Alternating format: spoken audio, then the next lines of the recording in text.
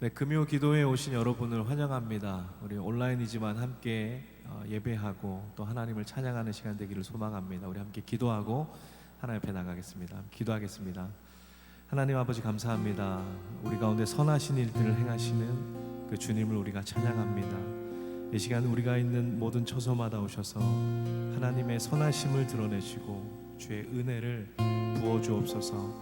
함께 찬양하고 예배할 때 주의 영으로 충만한 시간 되도록 저희 마음과 저희 생각들을 하나님께로 맡기며 주님을 찬양하는 시간 되게 하여 주옵소서. 감사하며 예수님의 이름으로 기도합니다. 아멘. 우리 함께 찬양하며 주님 앞에 나가겠습니다. 우리 모두 예배하는 자 되어 온전히 영과 진리로 주를 예배하자. 주가 우리와 함께 영원히 함께 하시고 마르지 않는 샘물로 우릴 채우시리라.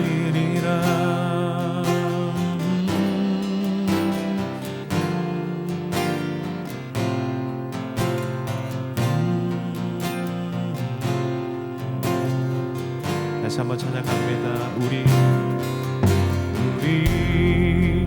모두 예배하는 자 되어 온전히 영과 진리로 주를 예배하자. 주가 우리와 함께 영원히 함께 하시고 마르지 않는 샘물로 우릴 채우시우리. 모두 예배하는 자 되어 온전히 영과 진리로 주를 예배하자. 주가 우리와 함께 영원히 함께 하시고 마르지 않는 샘물로 우릴 채우시우리. 모두 예배하는 자 되어 온전히 영과 진리로 주를 예배하자.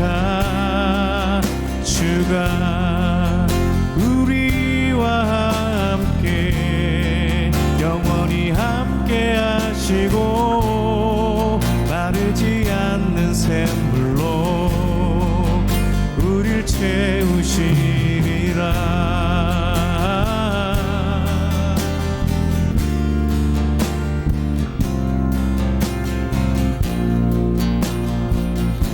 다시 한번 주님을 예배하는 마음으로 고백합니다.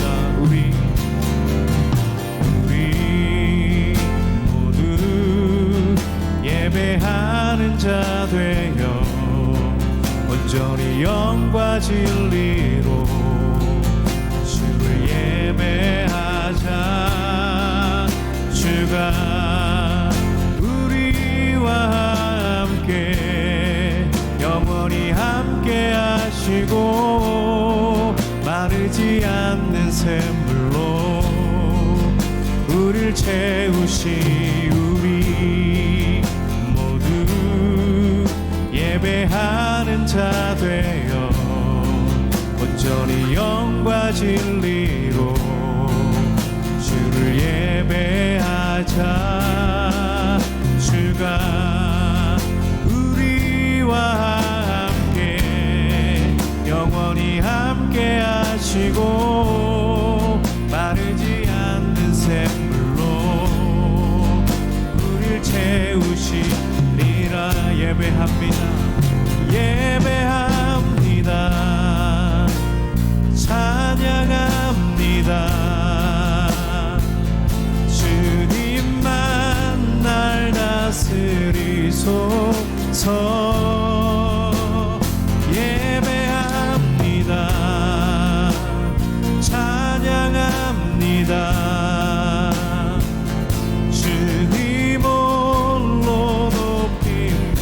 다시 한번 예배합니다.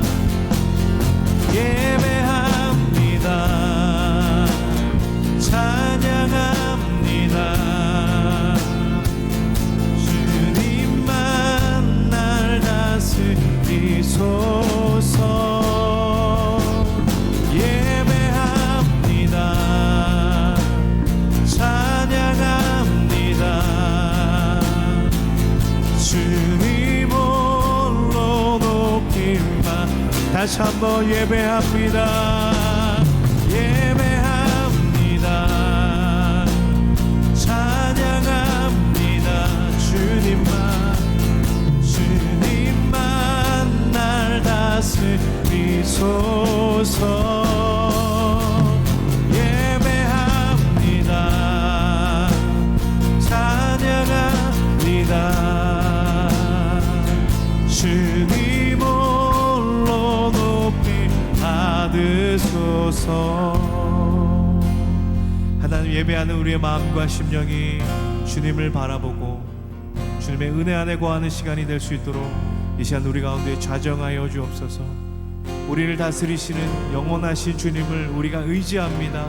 우리 가운데 오셔서 채워주시며 우리의 모든 무너졌던 마음과 생각들이 주 안에서 회복되는 귀한 시간 되도록 저희 가운데 함께하여 주시기를 간절히 소망하며 주 예수 그리스도 이름으로 기도드립니다. 아멘. 네, 시간 우리 함께 박수치며 주님을 찬양하겠습니다.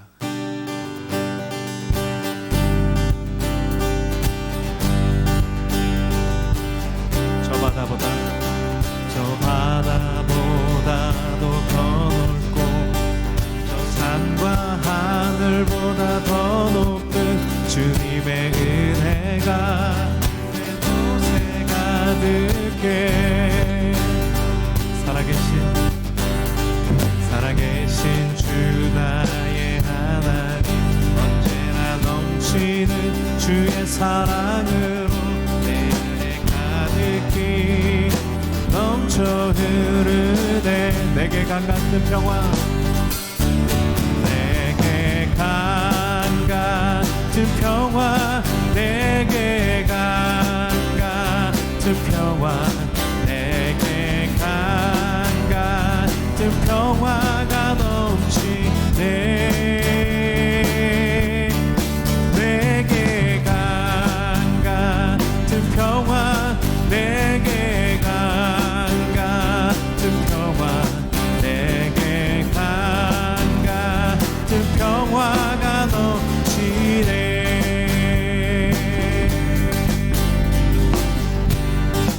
다시 한번 고백합니다. 저 바다보다도 더 넓고 저 산과 하늘보다 더 높은 주님의 은혜가 이곳에 가득해.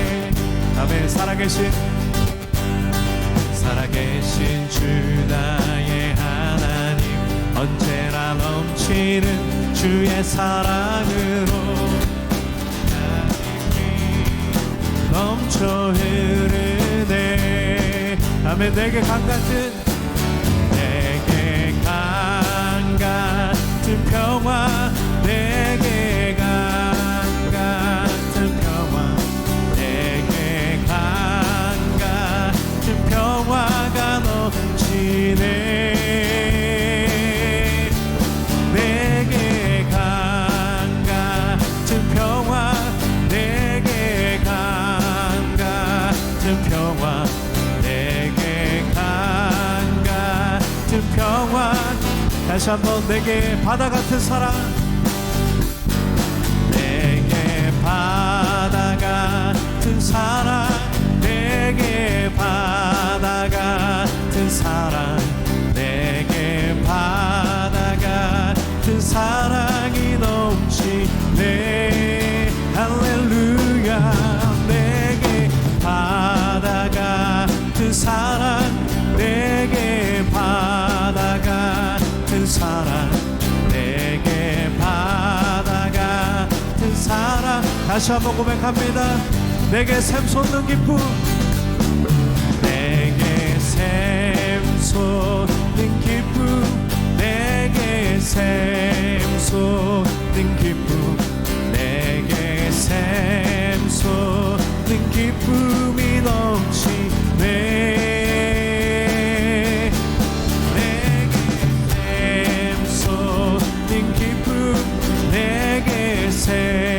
샘솟는 기쁨, 내게 샘솟는 기쁨이 넘치네.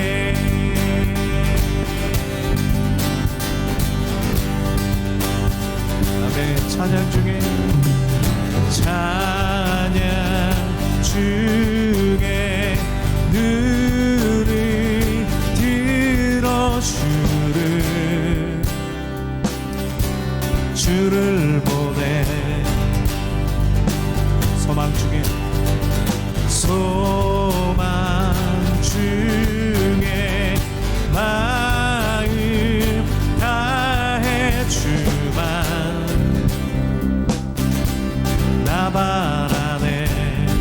아멘. 주님을 볼 때 나에게 힘 주시네. 주님 안에 모든 두려움 사라져 호산나 호산나 구원의 주 하나님 찬양 받으실 주님 호산나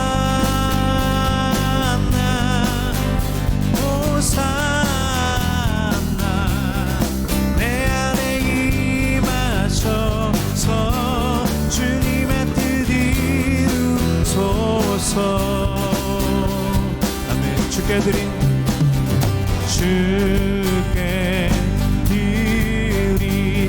마음 다한 기도 들으소서. 아멘. 주의 나라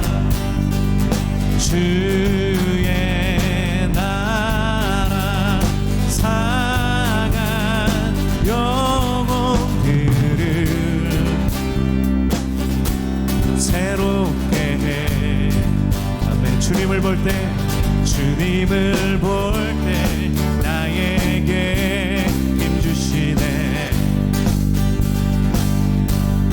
주님 안에 모든 두려움 사라져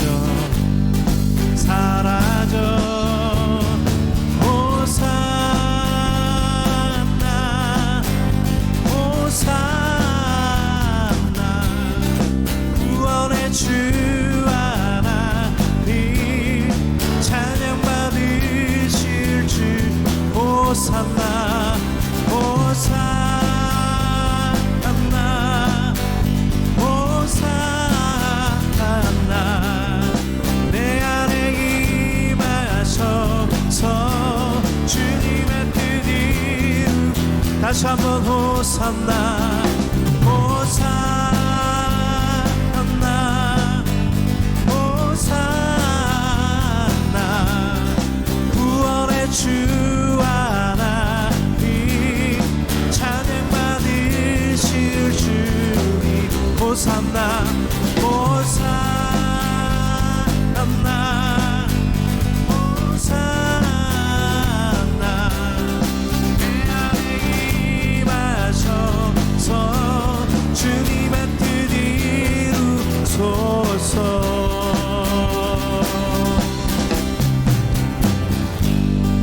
아멘. 우리의 소망이 되신 주님을 찬양합니다. 우리의 모든 끝 되신 주님을 찬양합니다. 아멘.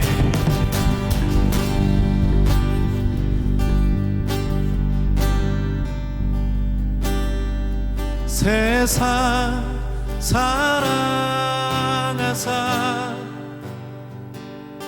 독생자를 주셔서 믿는 사람마다 멸망치 않고 영생을 얻게 하셨네. 찬양합니다. 세상 사랑하사 세상 사랑하사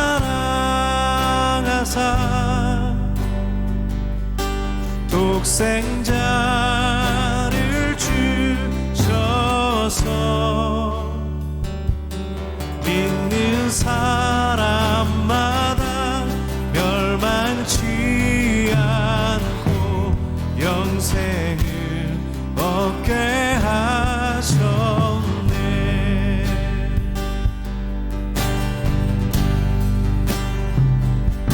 십자가 찬양하리 주님만 의지하리 날 찾은 그의 사랑 날 구한 그의 사랑 세상 사랑하사 세상 사랑하사 독생자를 주셔서 믿는 사람마다 멸망치 않고 영생을 얻게 하셨네. 주님을 기다리네. 주님을 기다리네. 주 말씀 기다리네. 주 은혜로 구원된 날 은혜로 자유 안에 주님을 기다리네. 주님을 기다리네. 아멘. 주 말씀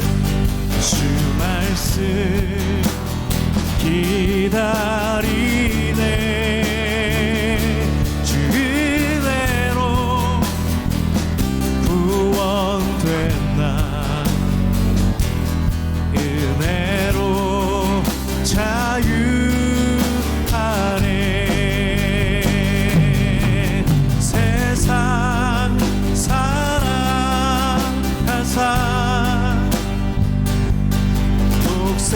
독생자를 주셔서 믿는 사람마다 멸망치 않고 영생을 얻게 하셔. 다시 한번 고백합니다. 세상 사랑하사 독생자를 주셔서 믿는 사람마다 멸망치 않고 영생을 얻게 하셨네. 그 사랑 얼마나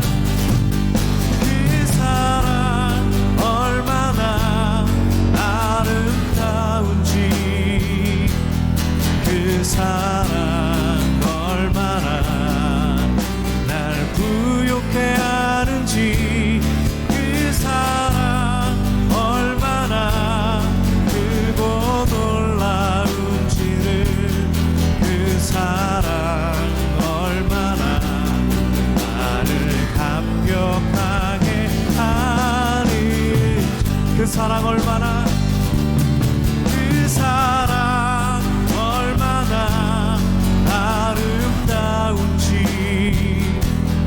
그 사랑 얼마나 날 부욕해 하는지 그 사랑 얼마나 크고 놀라운지를 그 사랑 얼마나 나를 감격하게 하는지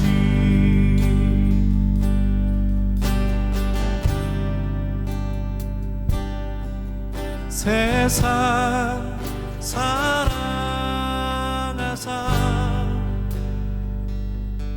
독생자를 주셔서 믿는 사람마다 멸망치 않고 영생을 얻게 하셨네.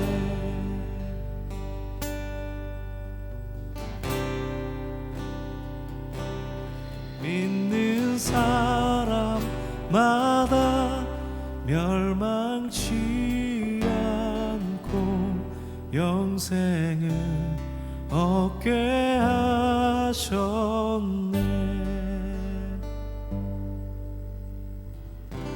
아멘. 하나님, 우리가 주님의 임재 앞에 나갑니다. 말씀으로 우리에게 채워주시고 주의 영으로 충만하게 하여 주옵소서. 그래서 주의 말씀을 기다리는 모든 자들마다 하나님의 영으로 충만하게 하여 주시고 주의 거룩함이 하늘로부터 우리의 심령 가운데 부어지기를 간절히 소망합니다. 주 예수 그리스도의 사랑을 회복하며 하나님의 사랑을 회복하며 우리 이웃과의 사랑과 세상을 향한 하나님의 마음들을 회복하는 저희가 될 수 있도록 인도하여 주옵소서. 오늘도 말씀 가운데 저희를 인도하시는 주 성령님을 의지합니다. 우리 가운데 오셔서 채워주시고 충만하게 역사하여 주옵소서. 말씀을 전하실 주의 종 가운데 성령으로 기름 부어주시고 그 입술을 통해서 선포되는 주의 말씀이 하나도 땅에 떨어지지 아니하도록 우리의 심령 가운데 심겨지고 그것이 우리에게 열매가 되어서 우리가 하나님의 나라를 위해서 함께 쓰임받는 귀한 시간이 되도록 저희 가운데 함께하여 주옵소서. 감사하며 우리의 모든 것 대신 주 예수 그리스도의 이름으로 기도합니다. 아멘. 오늘 우리에게 주신 하나님의 말씀 사도행전 6장 7절에서 15절 말씀 같이 읽겠습니다. 사도행전 6장 7절에서 15절 말씀.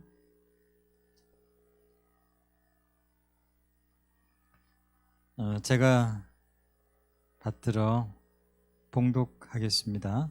사도행전 6장 7절의 말씀입니다. 하나님의 말씀이 점점 왕성하여 예루살렘에 있는 제자의 수가 더 심히 많아지고 허다한 제사장의 무리도 이 도에 복종하니라. 스데반이 은혜와 권능이 충만하여 큰 기사와 표적을 민간에 행하니 이른바 자유민들 즉 구레네인 알렉산드리아인 길리기아와 아시아에서 온 사람들의 회당에서 어떤 자들이 일어나 스데반과 더불어 논쟁할세. 스데반이 지혜와 성령으로 말함을 그들이 능히 당하지 못하여 사람들을 매수하여 말하게 하되 이 사람이 모세와 하나님을 모독하는 말을 하는 것을 우리가 들었노라 하게 하고 백성과 장로와 서기관들을 충동시켜 와서 잡아가지고 공회에 이르러 거짓 증인들을 세우니 이르되 이 사람이 이 거룩한 곳과 율법을 거슬러 말하기를 마지 아니하는도다. 그의 말에 이 나사렛 예수가 이곳을 헐고 또 모세가 우리에게 전하여 준 규례를 고치겠다 함을 우리가 들었노라 하거늘 공회 중에 앉은 사람들이 다 스데반을 주목하여 보니 그 얼굴이 천사의 얼굴과 같더라. 아멘. 네. 자, 오늘 4단계 거리두기가 2주간 더 연장이 됐죠. 8월 8일까지인데 좀 힘든 면이 많이 있습니다. 그래서 저희 교회뿐만 아니라 또 많은 교회가 함께 기도하면서 이러한 그 어려움의 시기를 돌파해 가는 기회로 삼고 또 성숙한 공동체로 이렇게 서갈 수 있는 기회가 되었으면 좋겠습니다. 그리고 너무 많이 기도해 주시고 오히려 이러한 시간을 통해서 교회를 향한 또 우리 그리스도를 향한 본질이 무엇인가에 대해서 주목하고 또 말씀 앞에 그렇게 깊이 앉아있는 시간이 되었으면 좋겠어요. 지난 시간에 우리 교회가 할레파 유대인들과 히브리파 유대인들이 이렇게 불협화음이 일어났죠. 구제의 그 수혜자 명단에 헬라파 과부들이 빠지면서 그것이 빌미가 돼서 헬라파 유대인, 히브리파 유대인 이렇게 둘로 나눠지는 그러한 어려움이 있었습니다. 그러면서 사도들과 제자들이 함께 모여서 하나님의 지혜로 해결 방안을 제시했던 것은 7 집사를 택해서 그 구제의 그 모든 일을 그 7 집사들이 함께 맡을 수 있도록 한 겁니다. 그러면서 그 결과가 오늘 7절의 말씀에 보면 사람을 이렇게 하나님께서 원하시고 또 사람들이 정말로 다 존중할 수 있는 그런 사람들을 세웠을 때, 일꾼을 정말 잘 세웠을 때 어떤 결과가 있는지에 대해서 7절의 말씀에 잘 나와 있어요. 7절 같이 한번 읽어보겠습니다. 7절이요. 하나님의 말씀이 점점 왕성하여 예루살렘에 있는 제자의 수가 더 심히 많아지고 허다한 제사장의 무리도 이도에 복종했다. 첫 번째 결과가 뭐예요? 하나님의 말씀이 점점 왕성했다. 이 말씀입니다. 그러니까 교회가 정말 하나님께서 원하시고 성령과 지혜가 충만한 내적인 조건, 외적인 조건이 이렇게 겸비된 주의 사람을 선택해서 세웠을 때에 첫 번째 결과는 뭐냐면 하나님의 말씀이 점점 왕성해졌다는 거예요. 왜 이런 결과가 나왔을까요? 왜 이런 결과가 나왔을까요? 자, 모두가 다 이런 많은 공동체가, 교회 공동체가 이런 점점 하나님의 말씀이 왕성해지는 것을 원하죠. 사모하죠.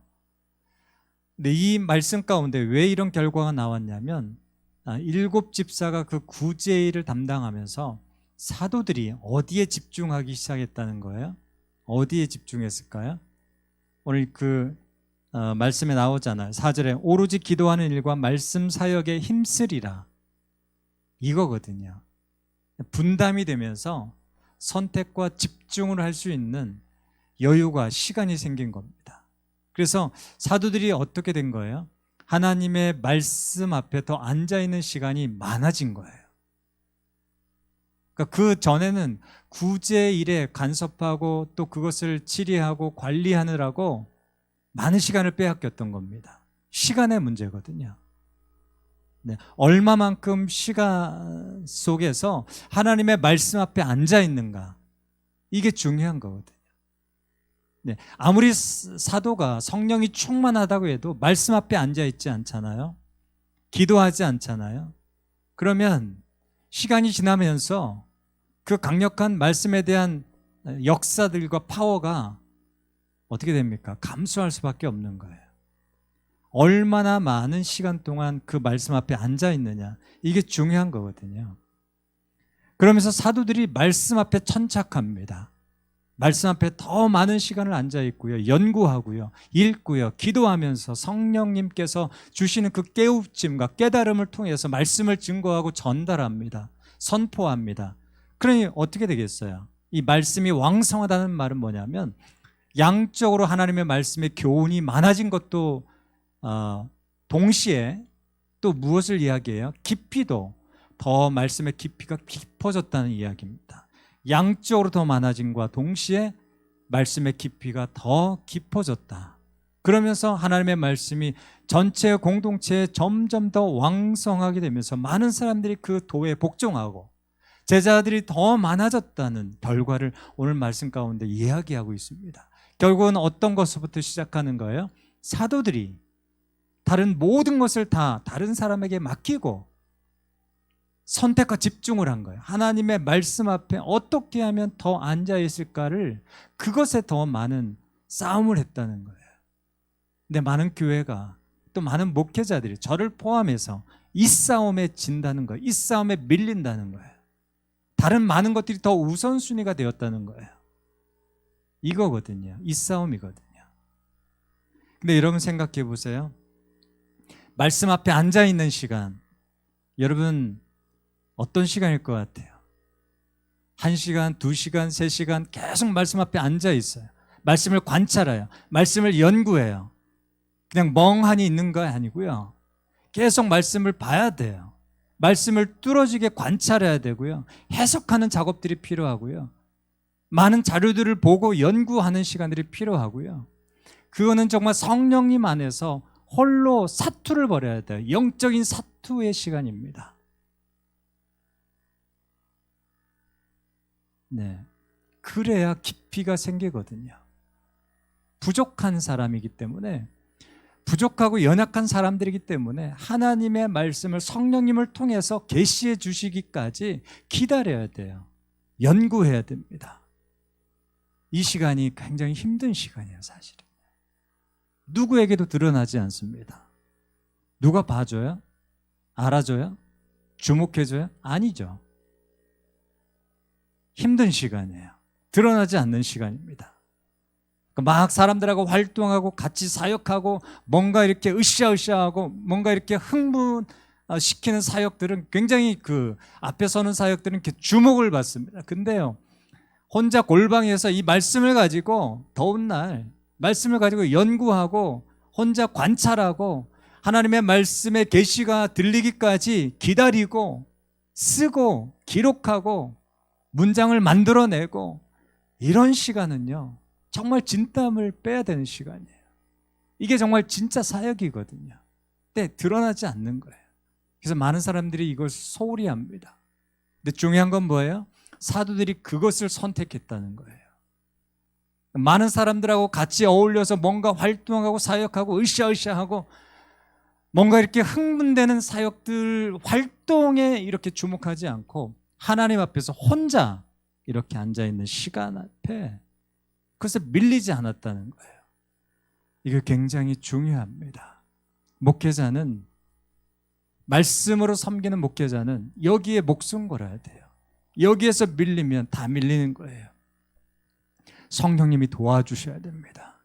네. 자기 혼자 연구하고 해석하고 이거 안 돼요. 성령님이 그 과정 속에 함께 하셔야 됩니다.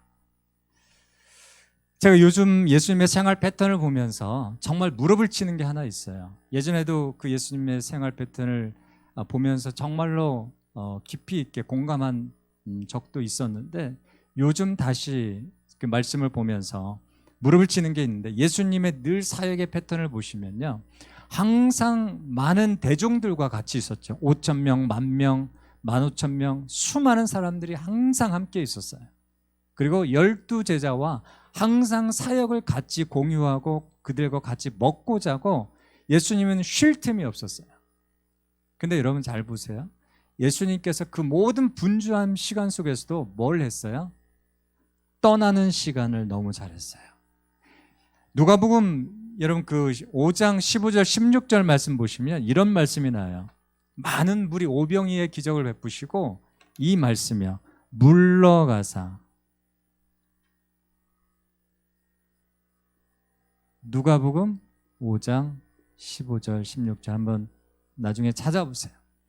예수님의 사역의 중요한 원리는 뭐냐면 물러가시는 사역을 너무너무 잘하셨다는 거예요. 물러가는 일을 항상 반복적으로 습관적으로 했다는 거예요.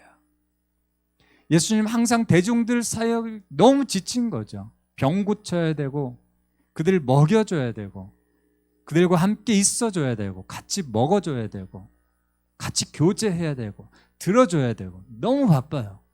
근데 너무 바쁜 그 사역 속에서도 하나님 예수님께서 항상 중요하게 생각했던 건 뭐냐면 물러가는 일을 과감하게 하셨다는 거예요. 요한복음에 보면 이 물러갔다는 말을 떠나라고 표현합니다. 떠나. 무리를 떠나고요. 함께 있었던 제자들을 떠나고요.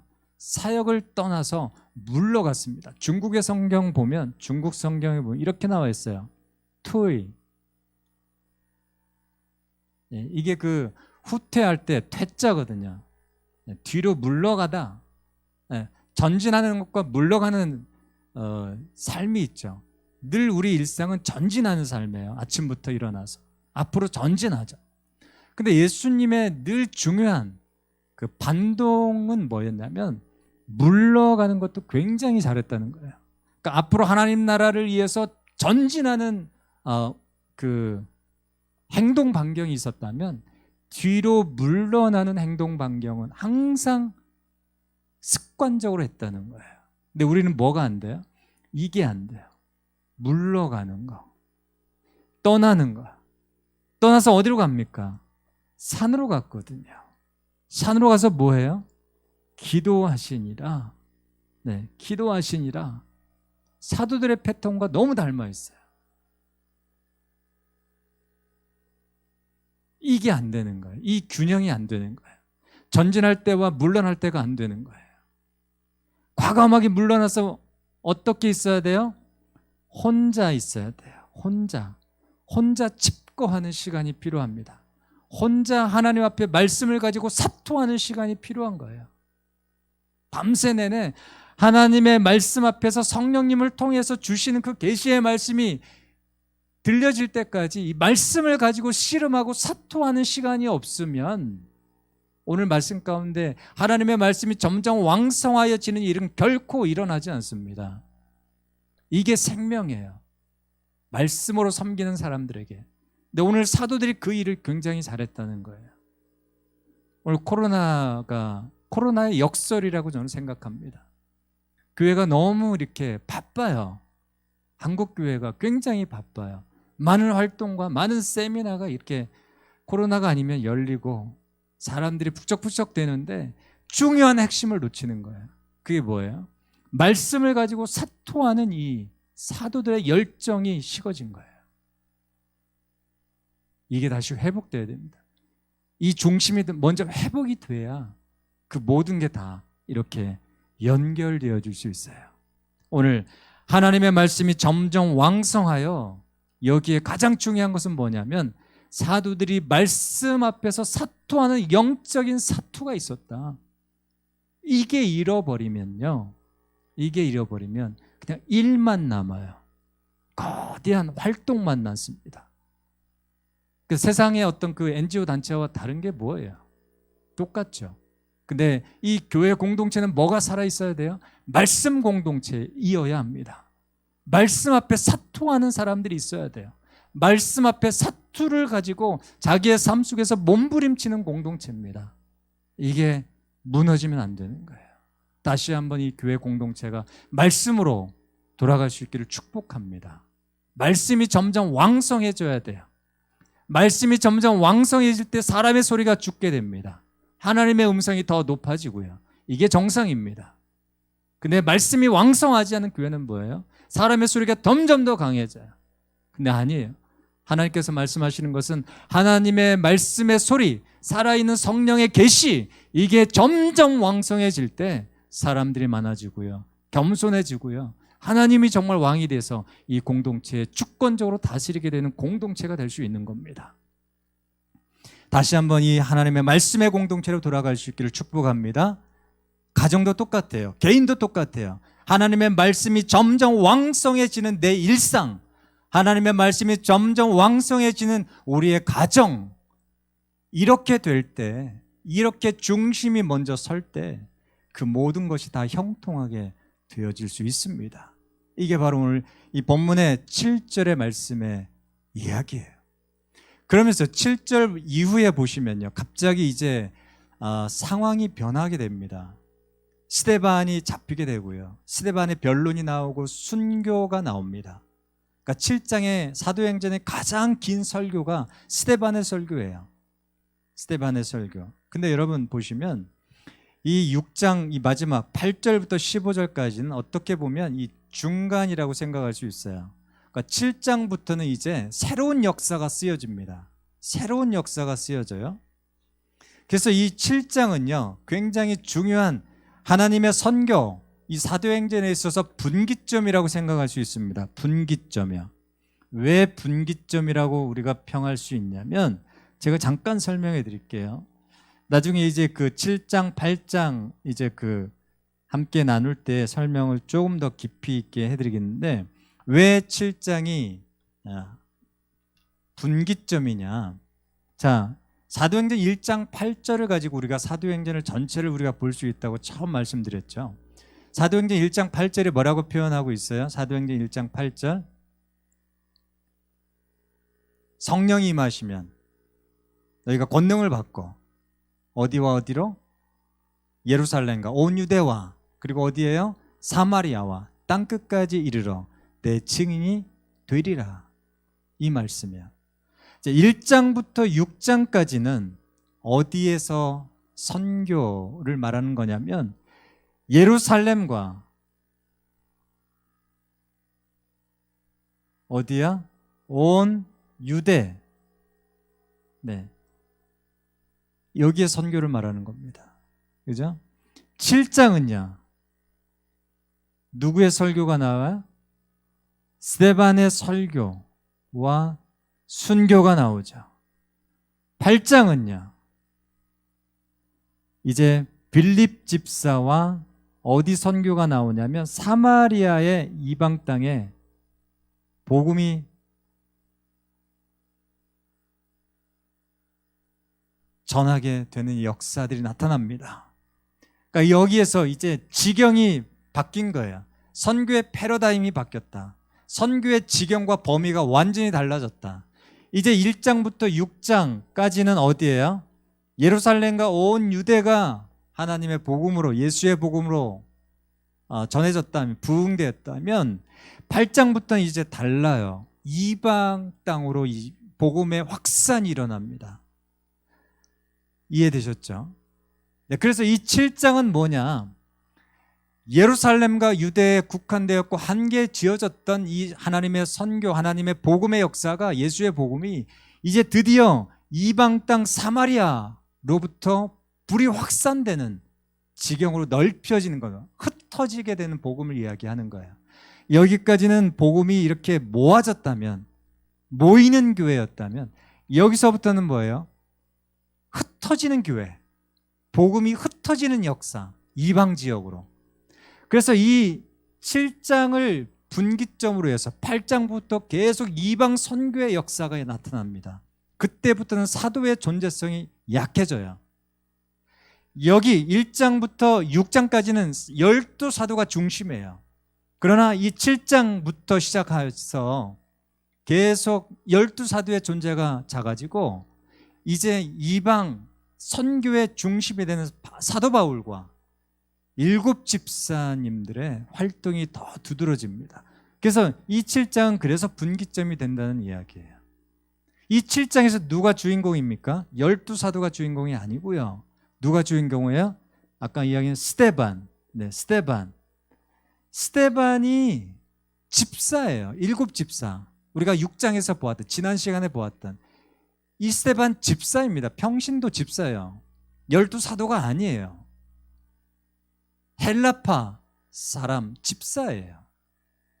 이 빌립 집사입니다. 8장의 사마리아에 복음을 전한 사람도 12사도가 아니에요. 빌립 집사예요. 오늘 이 스데반을 중심으로 볼 건데요. 이 스데반이 어떤 사람이었길래 하나님께서 이 이방 선교의 분기점에서 이 스데반을 디딤돌로 사용하셨는가? 이방 선교의 마중물로, 이방 선교의 물꼬를 트는 사람으로 하나님께서 이 스데반을 사용하셨거든요. 이게 하나님의 역사입니다. 12사도를 이방 선교의 디딤돌로 사용하신 게 아닙니다. 아니에요. 하나님은 이 스데반 갑자기 7 집사의 명단에 쫙 나타나서 하나님의 이방 선교의 그 선두주자로 딱 섭니다. 하나님 그렇게 세우신 거거든요. 이게 오늘 말씀 가운데 굉장히 하나님께서 그 이방 선교의 그 역사들을 일으켜 가시는 아주 특별한 방법들입니다.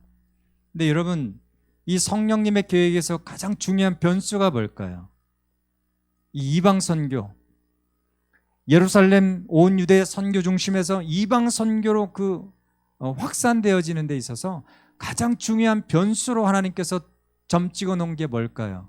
결론부터 말합니다. 사람이에요. 사람이 가장 중요한 변수입니다. 하나님께서 생각하시는. 이거 우리 굉장히 중요하게 봐야 돼요. 선교 계획 이런 거보다도 하나님께서 중요하게 생각하신 것이 바로 뭐냐면 사람이다, 사람. 자, 5절 말씀을 같이 한번 볼게요. 스데반이 어떤 사람이었길래 하나님께서 이렇게 쓰시는가? 5절의 말씀을 같이 한번 읽겠습니다. 6장 5절. 시작. 온 무리가 이 말을 기뻐하여 믿음과 성령이 충만한 사람 스데반과 또 빌립과 이렇게 말씀하죠. 7집사 명단 중에서 가장 먼저 나온 사람이 누구예요? 여러분? 가장 먼저 나오는 사람이요. 스데반입니다. 스데반이 가장 먼저 나와요. 그 다음에 나오는 게 누구예요? 빌립 집사예요. 자, 보세요. 스데반 7장 나오죠. 8장의 빌립 집사를 통해서 사마리아가 복음화되죠. 이게 우연이 아닙니다.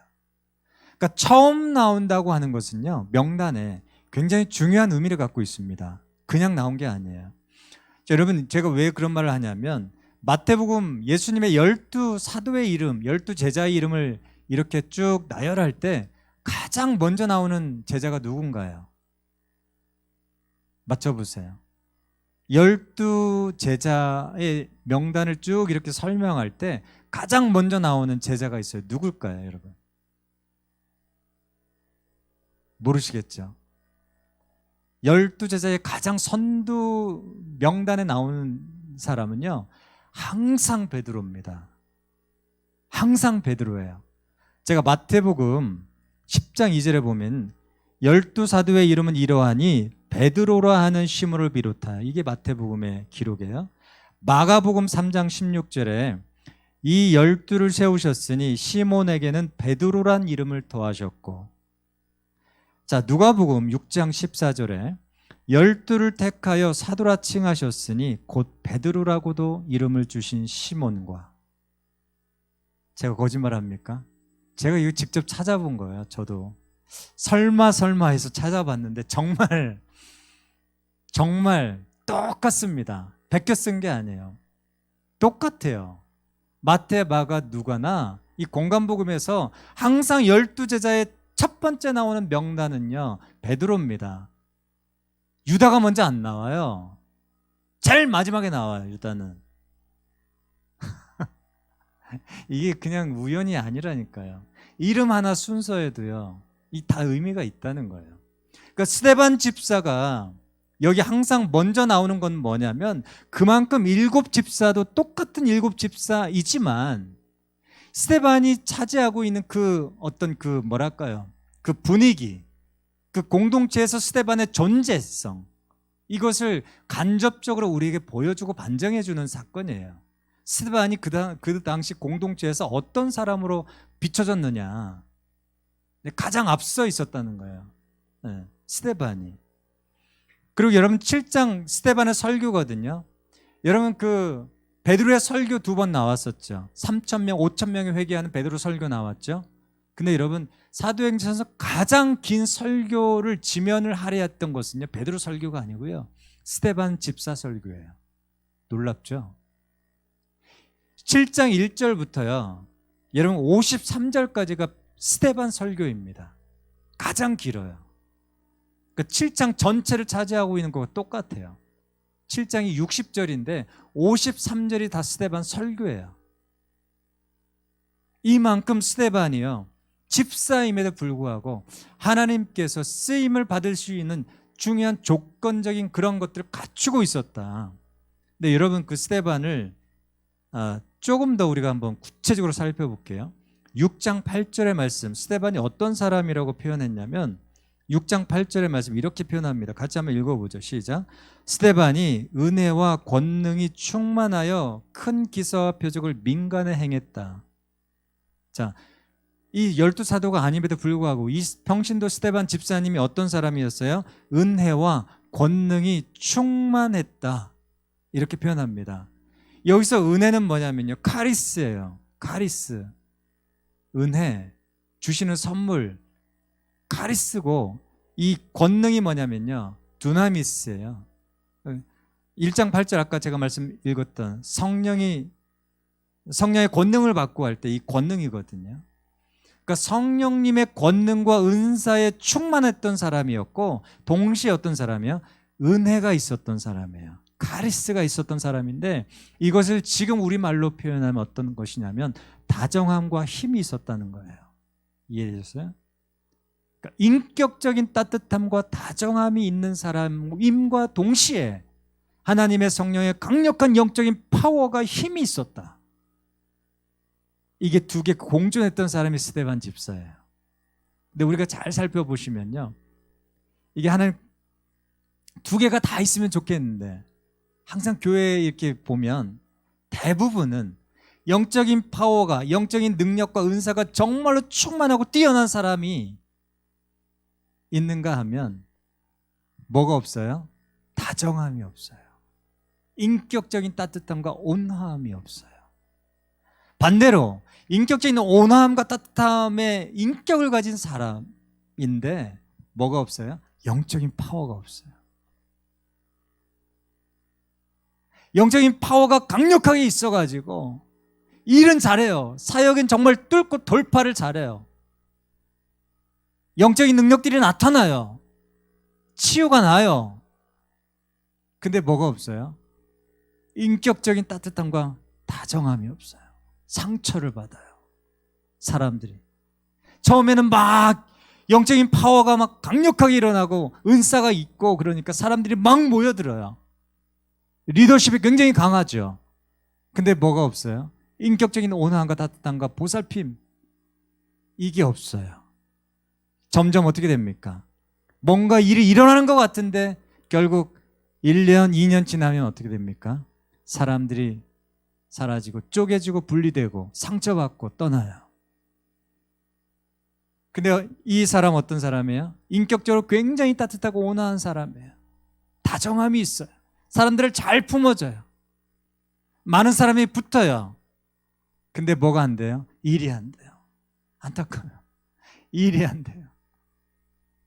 근데 잘 돌봐요. 그래서 연합이 중요합니다. 그래서 연합이 중요한 거예요. 근데 스데반은 어떤 사람이었다는 거예요? 이 두 가지가 한 인격 안에 같이 공존해 있었던 사람이에요. 다정함이 있는 반면에 동시에 영적인 강력한 파워도 있었다는 거예요. 오늘 말씀 보세요. 말씀에 뭐라고 합니까? 기사와 표적을 민간에 행하니, 교회 안에서뿐만 아니라 민간에 행했다는 거예요. 기사와 표적을. 그러니까 믿지 않는 세상 속에서, 세상의 한 복판에서 성령의 능력을 행했던 사람이 스데반 집사였어요. 얼마나 영적인 파워가 있었어요. 그럼에도 뭐가 있었어요? 카리스가 있었어요. 다정함, 따뜻함, 온화함, 인격. 사역은 제가 처음에 말씀드렸던 것처럼 사역이 뭘로부터 나온다고요? 사역은 존재로부터 나옵니다. 네. 사역은 존재로부터 나오는 거예요. 사역은. 네. 사역은 존재로부터 나오는 거예요. 근데 그 사역의 존재라고 했을 때 우리가 뭘 제외하면 안 되냐면 두 가지가 같이 있어야 되는 거예요. 뭐예요? 영적인 파워와 뭐예요? 다정한 카리스, 두 가지가 같이 이 존재 속에 녹아져 있어야 된다. 적어도 사역을 하려고 한다는 사람이라면 뭐가 있어야 돼요? 영적인 파워와 이 인격적인 따뜻함과 따스함, 따뜻한 가슴, 남을 그대로 받아줄 수 있는 그런 넉넉한 인격의 그릇, 이것이 이 존재 속에, 나라고 하는 이 존재 속에 같이 녹아져 있을 때에 사역이 흘러갑니다. 이렇게 사역이 흘러가요. 영도 흘러가고 인격도 흘러가고 이렇게 흘러갑니다. 사람이 일어나는 거거든요. 공동체가 일어나는 거거든요. 그래서 스데반은 바로 이런 사람이었어요. 이런 사람. 그래서 하나님께서 오늘 이 유대 선교에서 이방 선교로 가는 데 있어서 그 분기점으로 스데반을 세워놓은 거예요. 굉장히 중요하다고 저는 생각합니다. 이런 사람이 일어나야 됩니다. 네. 우리가 너무 눈높이를 너무 낮추시면 안 돼요. 이런 사람들이 평신도였어요. 적어도 예루살렘 초대교회의 평신도의 수준이 이 정도였습니다. 너무 낮아져 있어요 지금. 네. 문제는 이런 사람들이 평신도 집사님, 안수 집사죠. 장로님들이죠. 이 평신도 리더십들이 이 정도의 수준을 가지고 교회를 이끌어가고 또 사회를 이끌어가고 지역을 이끌어가는 리더십들로 섰다는 거예요. 우리가 다시 한번 이런 사람들이 일어날 수 있도록 기도하시면 좋을 것 같아요. 하나님, 우리 공동체에 이런 사람들이 일어나게 해주시고 이런 사람들이 훈련되어지게 해주십시오. 이 일이 굉장히 중요합니다. 많은 사업을 벌이는 것보다도 이런 사람 한 사람이 일어날 수 있도록 기도하고 훈련하고 기다려주고, 이게 필요한 거예요, 교회가. 네. 여러분, 그래서 15절의 말씀을 한번 보세요. 15절의 말씀 보시면, 자, 많은 사람들이 15절의 말씀을 제가 읽어볼게요. 공회 중에 앉은 사람들이 다 스데반을 주목하여 보니 그 얼굴이 천사의 얼굴과 같았다. 스데반이 천사의 얼굴과 같았다. 스데반이 어떤 존재를 갖고 있었는지 여기서 직접 볼 수 있습니다. 여러분, 어떤 상황에서 천사의 얼굴과 같다고 표현한 거예요? 많은 사람들이 스데반 잘한다 잘한다 잘한다, 스데반을 이렇게 존경하고, 그런 상황에서 천사의 얼굴은 누구나 다 할 수 있습니다. 그러나 어떤 상황에서 이 천사의 얼굴을 했다는 거예요? 세 가지입니다. 제 11절의 말씀 보시면 이렇게만, 사람들을 매수하여 말하게 하되 이 사람이 모세와 하나님을 모독하는 말을 하는 것을 우리가 들었노라. 스데반을 공격하고 반대하는 사람들이 뭘 했어요? 첫 번째로 사람들을 매수했어요. 돈을 주고 사가지고, 13절 보세요. 13절, 거짓 증인들을 세우니, 스데반을 모략하고 스데반을 공격하고 쓰러뜨리기 위해서 사람들을 돈 주고 사가지고 거짓 증언을 하게 했다는 거예요. 얼마나 스데반이 미워하고 스데반을 반대했으면, 스데반 말하는 게 너무나 싫어했으면요. 그래서 마지막으로 어떻게 합니까? 12절에 보시면 백성과 장로와 서기관들을 충동시켜 와서 잡아가지고 공회에 이르러 폭력을 썼다는 거예요. 스데반 잡아가지고 억지로 그 사람을, 인신을 붙잡아서 공회에 세웠어요. 폭력을 쓴 겁니다. 한마디로 말하면. 잘 보세요. 중상모략을 했습니다. 거짓 증언하게 했습니다. 폭력을 행했습니다. 이런 사람들이 스데반 주위에 이렇게 다 둘러싸여 있는데 스데반이 뭘 했어요? 15절에 공회 중에 앉은 그 사람들이, 그래 중상모략하고 사람을 매수해가지고 폭력을 썼던 사람들이 스데반을 보니까 그 얼굴이 뭐와 같더라? 천사와 같더라. 이게 스데반의 뭐였어요? 스데반의 존재였고 인격이었고 빛나는 사람이었습니다. 이 정도 되면요, 자신을 반대하는 사람들이 주위에 다 둘러싸여 있는데 천사의 얼굴을 할 수 있다는 것은요, 이건 뭐예요? 스데반의 존재이기도 하고 인격이기도 하지만 하나님의 은혜가, 하나님의 강력한 은혜가, 카리스가 스데반의 전 머리부터 발끝까지의 감정과 생각과 육체를 지배했다는 거예요. 이런 사람이야. 이게 스데반이었어요. 이게 스데반이었습니다. 나에게 조금 싫은 소리하고 나에게 의견을 반대하는 것을 느끼게 되면 어떻습니까? 사람들이 표정이 안 좋아지죠. 천사의 얼굴을 하게 됩니까? 이 상황에서 인간적인 반응은 뭐예요? 억울해하죠. 억울해하죠.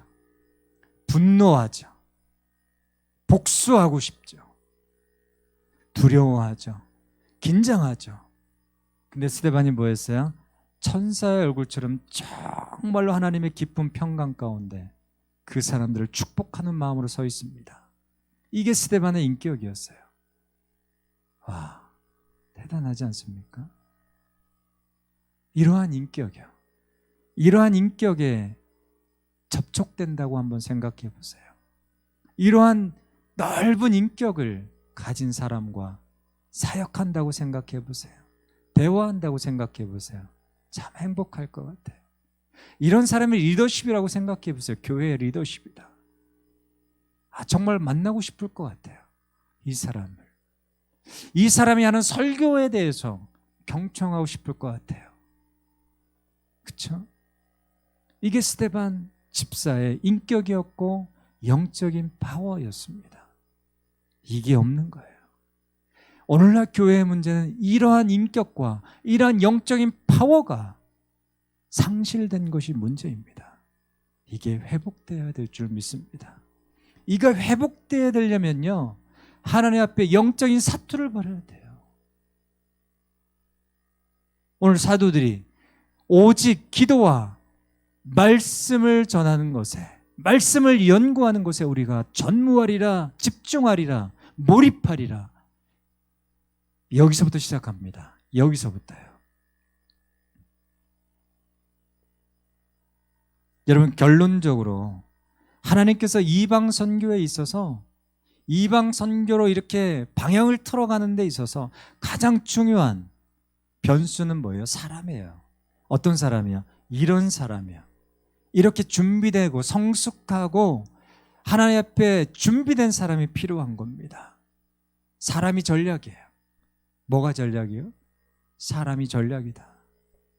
아무리 좋은 선교의 계획, 아무리 좋은 사역의 어떤 그 툴, 기술, 경험, 아무리 좋은 사역의 환경, 이게 갖추어져 있었다고 해도 뭐가 없으면 말짱 도루묵입니까? 사람이 없으면, 이렇게 준비된 사람이 없으면 말짱 헛겁니다. 안 돼요. 사역이 안 일어납니다. 열매가 안 나타나요. 절대 안 나타납니다. 그래서 사람은 조직보다 위에 있어요. 조직 아래에 있지 않습니다. 그래서 우리가 주목해야 될 게 뭐예요? 조직이, 제가 항상 말씀드리잖아요. 조직이 아니라 사람입니다. 사람이, 준비된 사람이 서면요, 조직이 삽니다. 그러나 준비되지 않은 사람이 조직 앞에 서면 조직이 망가져요. 상처가 나고 공동체가 깨어집니다. 중요한 건 뭐예요? 성령으로, 지혜로, 카리스로, 은혜로 충만한 사람들이 조직에 들어가야 됩니다. 전략 속에 투입돼야 돼요. 중요한 건 뭐예요? 이 사람이 세워질 때까지 기다리는 겁니다. 이 사람이 세워질 때까지 힘을 쏟는 겁니다. 교회가. 이게 핵심이거든요. 사람을 키워야 돼요. 사람을 세워야 돼요. 그 다음에 조직입니다. 자, 마지막으로 한번 볼게요. 스데반은 또 어떤 사람이었을까요? 스데반이요. 스데반. 자, 9절 10절 말씀해 보시면, 9절 10절 말씀 보시면 제가 한 5분 정도만 더 말씀 나눌게요. 9절 10절. 이른바 자유민들, 즉 구레네인, 알렉산드리아인, 길리기아와 아시아에서 온 사람들의 회당에서 어떤 자들이 일어나 스데반과 더불어 논쟁할세 스데반이 지혜와 성령으로 말함을 그들이 능히 당하지 못했다. 스데반이요, 카리스와 성령의 권능만 있었던 것이 아니라 오늘 하나 더 말합니다. 스데반 10절에 스데반이 지혜와 성령으로 말했다. 그래서 그들이 능히 당하지 못했대요. 9절에 이른바 자유민들, 구레네인, 알렉산드리아인, 다 헬라에서 온 사람들이에요. 헬라에서 귀화한 사람들이에요. 헬라 문화와 헬라 전통, 그 당시에 정말 찬란한 헬라의 철학에 능통한 사람들이에요. 이 사람들하고 변론을 했는데 밀리지 않았다는 거예요. 다수와 한 사람이 변론을 했는데 밀리지 않았다는 거예요. 그래서 오늘 뭐라고 10절에 표현해 놨냐면 스데반이 지혜가 충만했대요. 성령이 충만했대요. 굉장히 중요한 말이에요. 다른 결이죠. 지혜와 은혜와 성령이 충만했다는 말과 지혜와 성령이 충만했다는 조금 달라요.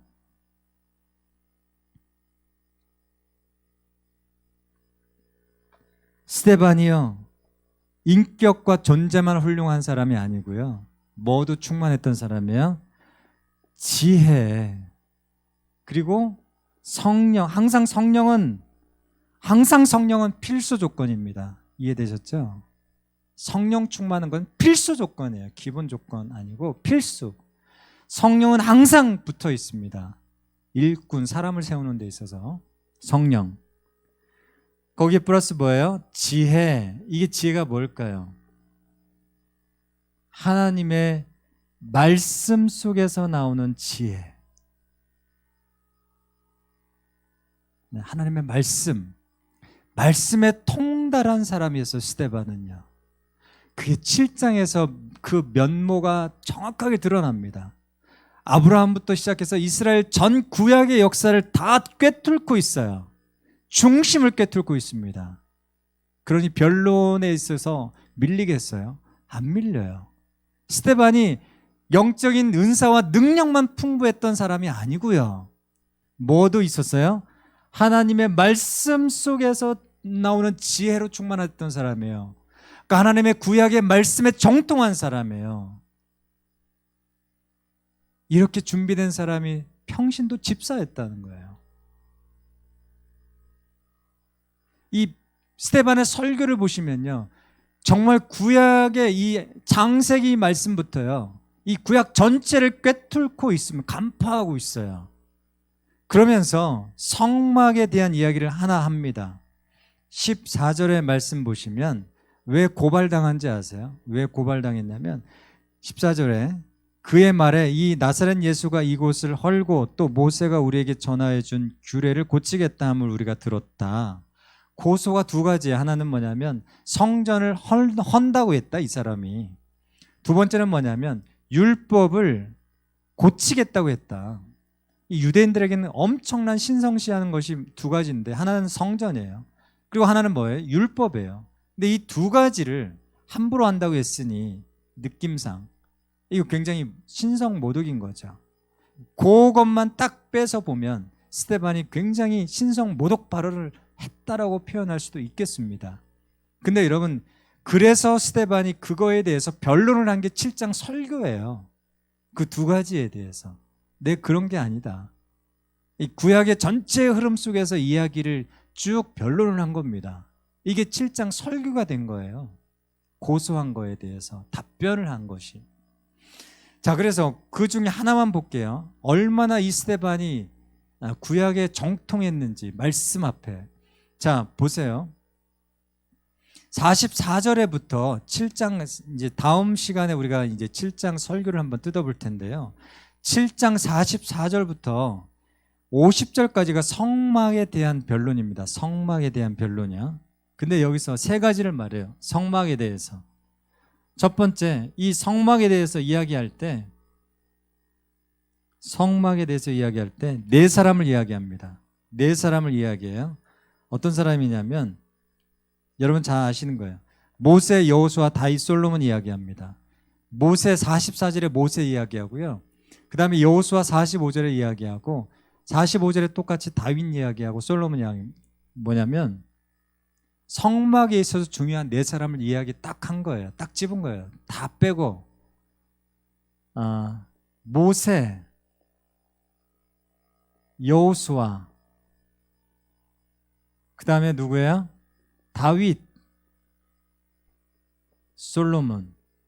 왜 이 네 사람을 딱 집어서 이야기했을까요? 성막을 이야기할 때 정확하게. 모세와 여호수아는 무슨 시대예요? 광야 시대죠. 다윗과 솔로몬은 어떤 사람이에요? 왕이죠. 왕정 시대죠. 시대가 바뀐 거예요. 두 시대. 근데 하나님의 성막의 첫 번째 발전성을 이야기한 거예요. 성막 발전성. 너희들이 그렇게 우상시, 성전 자체를 그렇게 우상시하고 그것을 신성화하는데 그렇지 않다는 거예요. 성전 자체가 신성화할 것이 아니라는 거예요. 그것을 구약의 예를 통해서 그것을 변증하고 있는 거예요. 첫 번째, 모세와 여호수아 광야 시대는 뭐였어요? 성전이 형태가 성막의 시대였어요. 성막에서 하나님이 임재했고 거기서 예배했어요. 근데 시대가 바뀌어서 왕정 시대에는 뭘로 바뀌었다는 거예요? 성전으로 바뀌었다는 거예요. 성전. 지금 예루살렘 성전처럼 이러한 성전의 시대로 바뀌었다는 거예요. 형태가 바뀐 거예요. 발전한 거예요. 성전의 형태가 바뀌었다. 성막, 광야 때는 이동하기 편하게 성막, 텐트처럼 이렇게 치고 걷고 할 수 있도록 성막의 성전이었다면 이 왕정시대 다윗과 솔로몬의 시대에는 건물로서의 성전이었다는 거예요. 그러니까 성전은 뭐라는 거예요? 너희들이 그렇게 성전 자체를 굉장히 신성화하는데 그렇지 않다는 거예요. 형태는 언제든지 그 필요와 시대에 따라서 바뀔 수 있다는 거예요. 가변성이라는 거예요. 발전성. 이걸 간파한 거예요. 이걸 이야기하는 거예요. 나중에 한번 그 44절부터 50절까지 쭉 읽어보세요. 바뀔 수 있다. 이 형태는 바뀔 수 있다. 그러나 본질은 뭐다? 그 안에 계신 성막에도 하나님이 계시고 성전에도 하나님이 계시고, 그러나 형태는 바뀔 수 있다. 시대에 따라서, 필요에 따라서. 자체가 중요한 게 아니다. 성전이. 네, 그걸 이야기한 거예요. 두 번째는 뭐냐면 성전의 이동성에 대해서 이야기한 거예요. 이동성. 여러분 제가 읽어볼게요.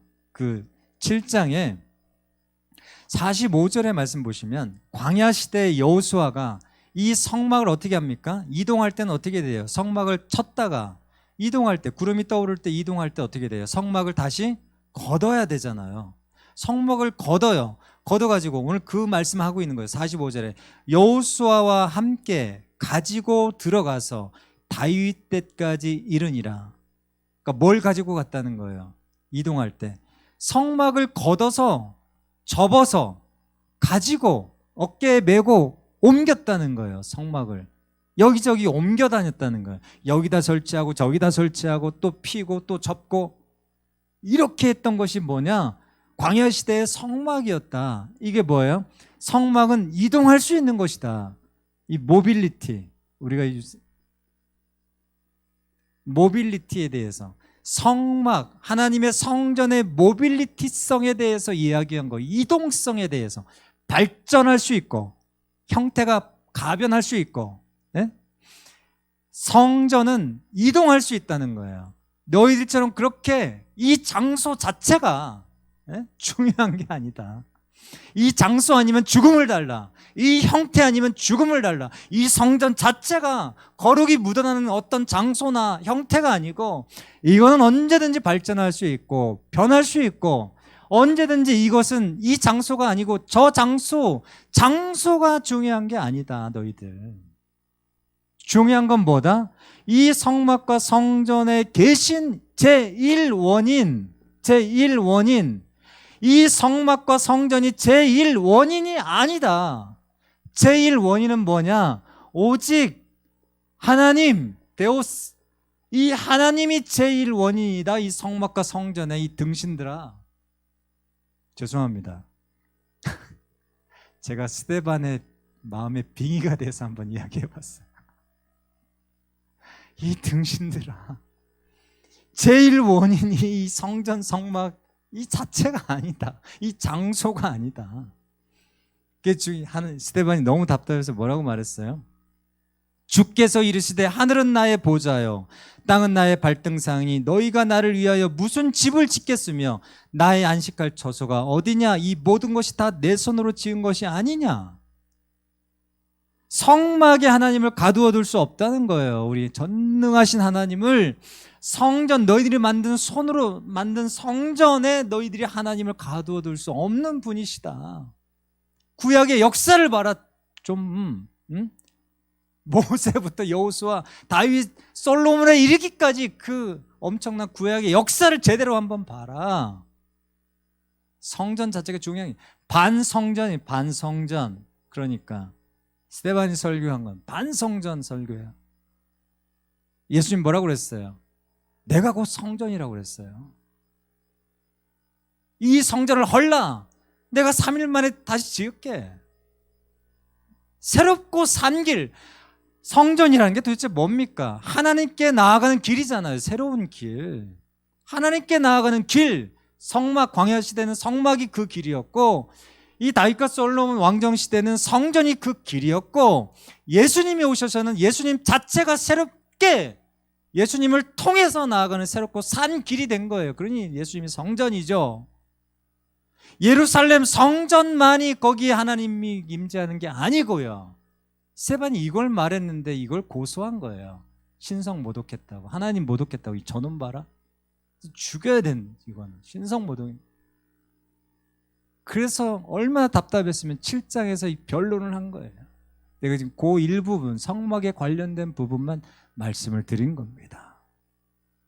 그러니 결국적으로 스데반이요, 이렇게 사람들이 막 몰려서 벌떼같이 죽이려고 했을 때 평소에 말씀을 연구하지 않고 평소에 말씀을 정통하지 않고 깊이 있게 말씀을 묵상하지 않았다면 이 위기의 상황 속에서 돌로 때려 죽이려고 하는 순간 속에서 이 7장의 변론, 위대한 설교가 나왔겠냐고요. 안 나옵니다. 이게 스데반이었어요.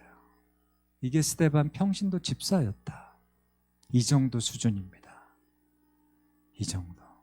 너무 낮아져 있어요 지금. 이런 일꾼들이 많이 나오기를 축복합니다. 우리 아가페 교회에 이런 일꾼들이 많이 세워져야 돼요.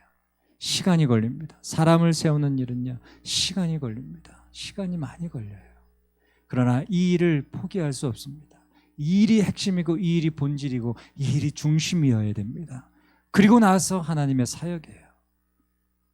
이런 하나님의 교회로 성장할 수 있기를, 우리가 그런 하나님의 사람으로, 존재로, 인격으로 준비된 사람으로 쓰임받을 수 있기를 축복합니다. 같이 한번 이 시간 기도하겠습니다. 하나님, 우리 같이 한번 이 시간 동성으로 같이 한번 기도하죠. 하나님 아버지, 이 시간 내가 그런 사람으로 쓰임받기를 원합니다. 훈련되어지게 하시고 더 자라가게 하시고 성장하게 하시고, 하나님 어떻게 하면 내가 더 하나님 앞에 성장할 수 있겠습니까? 그렇게 하나님 앞에 몸부림치며 나아갈 수 있는 저희들 되게 해주십시오. 우리 한번 이 시간 동성으로 그런 하나님의 일꾼들이 더 많이 세워지는 교회가 될 수 있도록 축복하며, 이 코로나 시대에 우리가 정말 말씀 앞에 영적인 사투를 벌이는 우리가 그런 하나님의 사람으로 설 수 있도록 같이 한번 이 시간 기도합시다. 하나님 아버지, 이 시간 주님 축복하여 주시고 스데반과 같은 하나님의 사람들이 일어나게 하여 주옵소서. 하나님 정말 말씀과 하나님의 지혜와 하나님의 성령으로 충만하고 민감하고 깨어있는 사람들이 일어나게 하여 주시옵소서. 그런 내가 되게 하여 주시옵소서. 그런 가정으로 세워지게 하여 주시옵소서. 하나님, 사람을 세우는 일에, 사람을 아버지 훈련시키는 일에 우리가 정말로 하나님 천착할 수 있도록 인도해 주시고 집중할 수 있도록 인도해 주시고 다른 곳에 마음을 빼앗기지 않게 하시고 분산되지 않게 하여 주시옵소서. 아가페 교회를 축복합니다. 하나님 아버지, 정말 또 사람들이 일어나게 하여 주시옵소서. 사람들을 붙여 주시옵소서. 하나님, 스데반과 같은 제자들이 일어나게 하여 주시옵소서. 하나님, 정말 그런 평신도들이 일어나게 하여 주시옵소서. 하나님과 구제에 힘쓰며 하나님의 말씀을 증거하며 아버지 주어진 삶의 자리에서, 부르심의 자리에서 하나님의 일을 감당할 수 있는 주님의 사람들이 일어날 수 있도록 축복하여 주시옵소서. 성령을 기름 붓듯이 부어 주시옵소서. 성령 충만할지어다. 성령의 기름 부심이 임할지어다. 성령의 강력한 역사가 아버지 우리의 모든 삶의 자리에 흘러갈지어다. 하나님의 말씀이 점점 왕성하게 일어나게 하여 주시옵소서. 말씀이 왕성하게 일어남으로 인하여서 우리의 삶이, 우리 아버지는 사역이, 우리 아버지 가정이, 우리의 모든 인생이 다시 한번 아버지 하나님 힘을 얻고 일어날 수 있도록 축복하여 주시옵소서. 하나님 감사합니다. 우리가 다시 한번 우리의 영적인 수준을 높이게 하여 주시옵소서. 하나님, 성령과 은혜가 충만한 사람, 성령과 지혜가 겸비된 사람, 그런 인격이 아버지 준비된 저희들 되게 하여 주옵소서. 아버지 하나님, 다시 한번 주님의 말씀 앞에 앉아있게 하여 주시고, 하나님 정말로 그래서 하나님의 말씀이 점점 왕성하여진 개인, 가정, 공동체, 우리 아가페 교회가 되게 하여 주옵소서. 그런 사도행전적인 역사들이 다시 한번 일어날 수 있도록 하나님 인도해 주시고, 사람을 세우고 사람이 성장하고 그러한 일에 정말 기뻐할 수 있도록 도와주시고, 미래 세대, 미래 일꾼들을 세워가고 어린아이들을 양육하고 그렇게 하나님 사람들을 세워가는 일에 목숨 걸게 하시고 온 힘을 쏟는 우리 교회가 되게 하여 주옵소서. 감사드리며 예수님의 이름으로 기도합니다. 아멘. 우리 기도 제목을 따라 함께 같이 동성으로 기도하겠습니다. 같이 기도하십시다.